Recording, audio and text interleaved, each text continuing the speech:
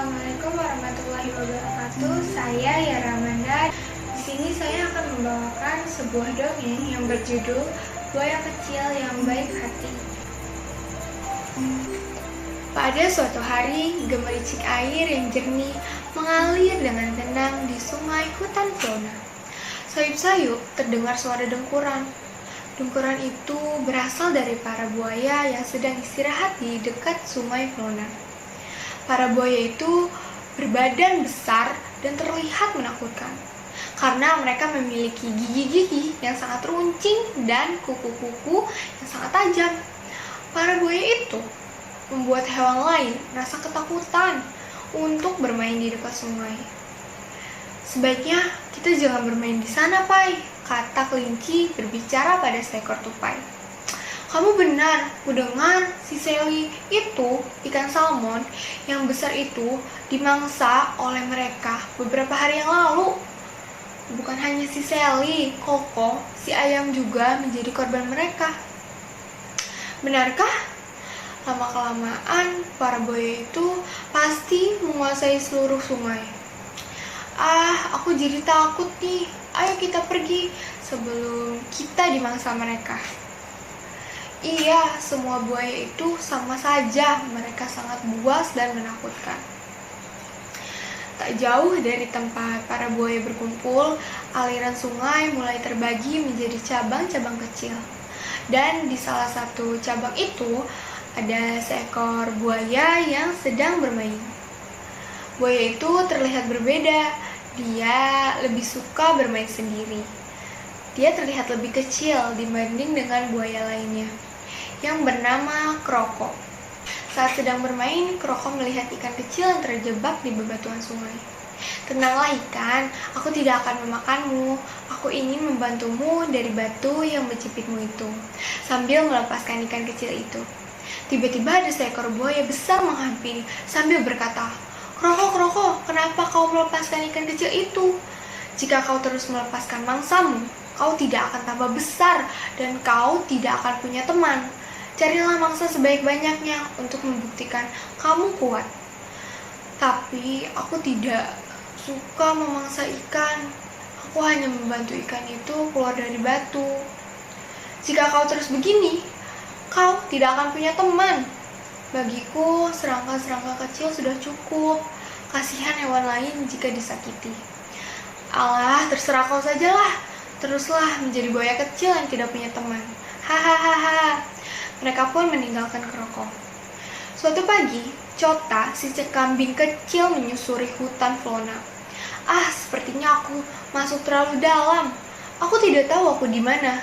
Sekarang aku akan mencari sungai terdekat dulu saja. Aku haus sekali." Sayup-sayup Cota mendengar suara gemericik air. Itu sungainya. Airnya jernih sekali.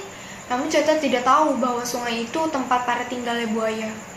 Dari balik semak-semak, sepasang mata menatap dengan tajam. "Hei Codil, ada seekor kambing kecil, mari kita tangkap," kata Broly dan Codil. Saat Broly dan Codil sibuk berdua, Kroko mendengar rencana mereka. "Aku harus menolong kambing kecil itu. Tapi, bagaimana ya?" kata Kroko sambil berpikir. Namun saat itu Broly dan Codil sudah siap-siap memangsa Cota. Mereka bergerak tanpa suara. Kroko pun menyuruh Cota lari. "Larilah lari!" Cota pun kebingungan. "Bukankah kau yang mau menyerangku, buaya kecil?" kata Cota yang tidak percaya. Lalu tiba-tiba ekor Cota digigit oleh Kroko. Cota pun lari sambil menjerit kesakitan. Sakit!" kata dia.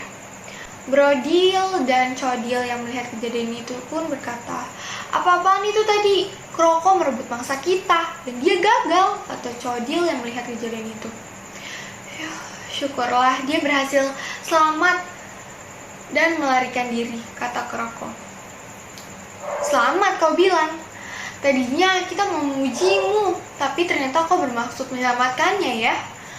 Tunggu dulu teman-teman," kata Kroko. "Kamu memang memalukan, buaya lemah." Broly dan Codil sudah terlanjur kesal dengan Kroko pun akhirnya mengajar Kroko. "Maafkan aku teman-teman, sambil menangis.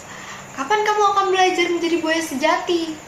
Mereka pun meninggalkan Kroko dengan kesal. Lalu seekor kelinci pun datang. Jangan menangis, Kroko. Aku melihat apa yang kau lakukan tadi. Kau sungguh berani dan baik hati ternyata. Berani apanya? Aku hanya bisa menakut-nakutinya saja. Tapi kau berhasil menyelamatkan kambing itu. Kamu kan buaya, tapi kenapa menyelamatkan kambing itu? Aku hanya kasihan kepada kambing kecil itu. Tapi sebagai gantinya, aku tidak mempunyai teman. Tenang saja, apakah kamu mau berteman denganku? Benarkah kamu ingin bermain denganku? Tentu saja, ayo aku kenalkan pada teman lainnya. Begitulah, meskipun Kroko tidak mempunyai teman buaya, tapi Kroko mempunyai teman-teman lainnya yang menyenangkan. Sejak saat itu, Kroko bertugas sebagai pelindung bagi hewan lain dari serangan para buaya. Pesan dari cerita ini adalah janganlah takut apabila kita telah berbuat benar, meskipun pihak lain membenci kita karena kita membuat suatu kebenaran. Sekian dongeng yang dapat saya sampaikan. Kurang lebihnya mohon maaf. Wassalamualaikum warahmatullahi wabarakatuh.